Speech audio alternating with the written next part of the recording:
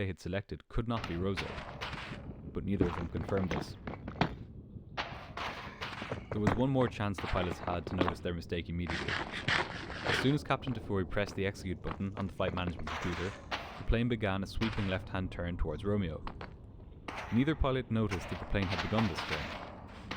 Without any reference to the horizon outside their windscreens, the only way they'd be able to see that they were turning was on the ADI, their attitude director indicator. It is likely that the pilots were so preoccupied with setting up their aircraft for landing on runway 19 that they simply did not notice that they had entered a turn.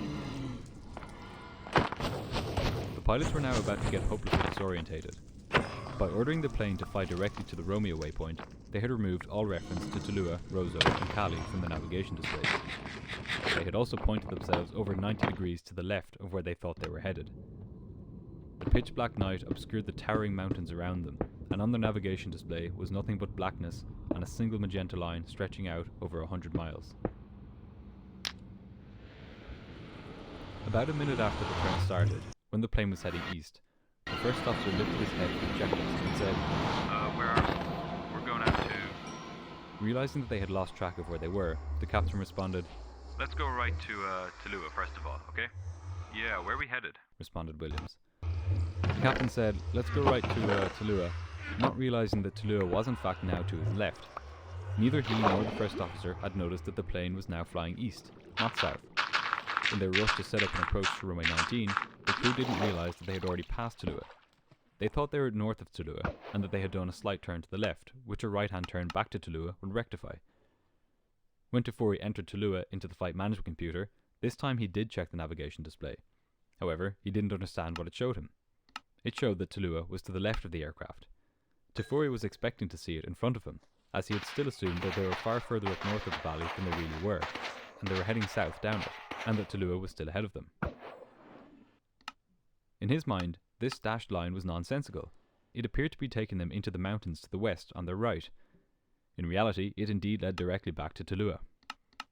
Wanting to double check whether the waypoint he had tuned was indeed Tallua, he listened to the Morse code broadcast by the beacon. Indeed, it clearly said ULQ, which was the three-letter identifier for Tallua.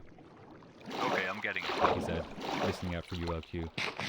Just doesn't look right on mine. The reason it didn't look right on his display is that he had no idea where his plane was. He was expecting to see Tallua straight ahead of him, but instead it was behind him and to his left. By this point, travelling at over 400 kilometers an hour, the plane had crossed over a mountain ridge and into another valley. All this time, the aircraft had been descending lower. Soon, it would be well below the mountain peaks surrounding it. First Officer Williams had now caught up with his aircraft and understood where the plane was in relation to Tallua. Left turn, so you want a left turn over back around to ULQ? He began to turn left, heading back towards Tallua, but the captain interrupted. No, hell no. Let's press on to... Well, we're press on to where though? Tallua. Replied Tafuri. That's right, you... But it wasn't the right turn. The first officer had correctly identified this moments ago. Nonetheless, he began turning the aircraft to the right anyway. The pilots were still confused. Where are we going? 1, 2, come to the right. Let's go to Cali first of all. We got f***ed up here, didn't we? Yeah. Go direct, CLO. Come to the right now.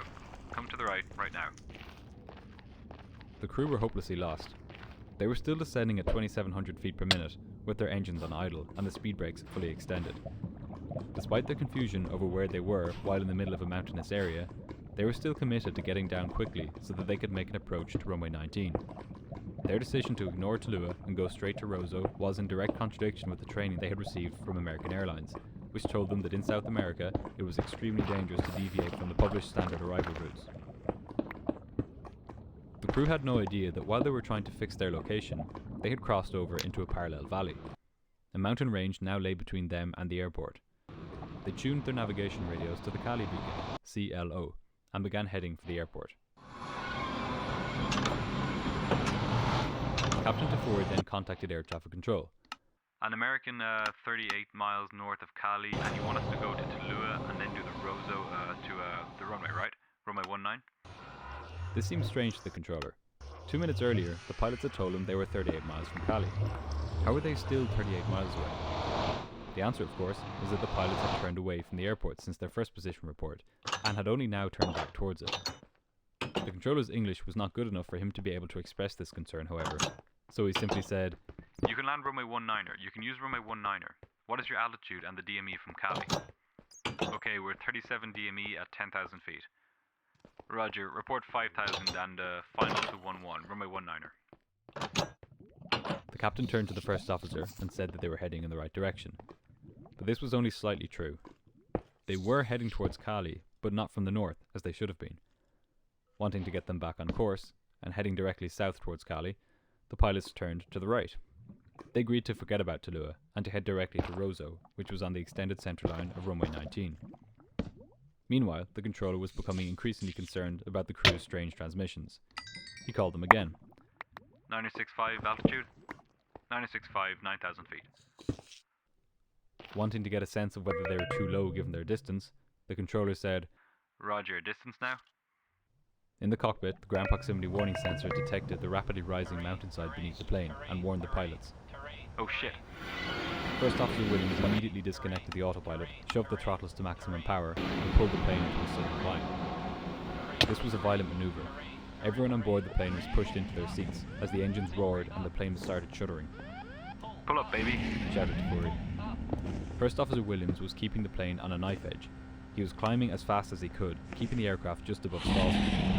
In its rapid climb, the speed started to drop, and the stick shaker activated, sensing an impending stall. "It's okay," He shouted. "Okay, easy does it, easy does it." Said Tafuri. For a moment, the stick shaker stopped, and Williams said, "Nope." "Pull back further on the controls," "Up, baby." shouted Tafuri. "More, more." He was desperately watching the radio altimeter as the plane's height above the mountain drew ever closer to zero. The mountainside was rising more steeply than the plane could climb. "Up, up, up." The plane then slammed into the side of the mountain. It ploughed through trees, breaking apart as it went. Most of the debris was catapulted up over the top of the mountain and began tumbling down on the other side before finally coming to rest. The impact killed nearly everyone on board instantly, including both pilots. Rescue teams were dispatched to the mountains shortly after the controller lost contact with the aircraft, but it took them until sunrise to finally locate the plane, almost 9 hours after it had crashed. Just 5 people survived the crash, one of whom died soon after reaching the hospital. With 159 people dead, this was the worst air disaster in Colombian history, and the second worst crash in American history. Investigators from the Colombian Civil Aviation Authority got to work immediately.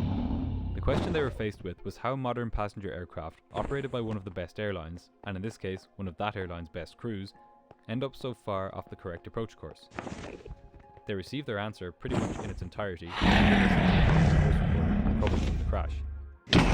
This revealed the confusion and confidence in the 5 final minutes. After the extensive investigation, the final report that the flight was lost in situational awareness. This all started when they accepted air traffic control's offer of a last-minute runway change.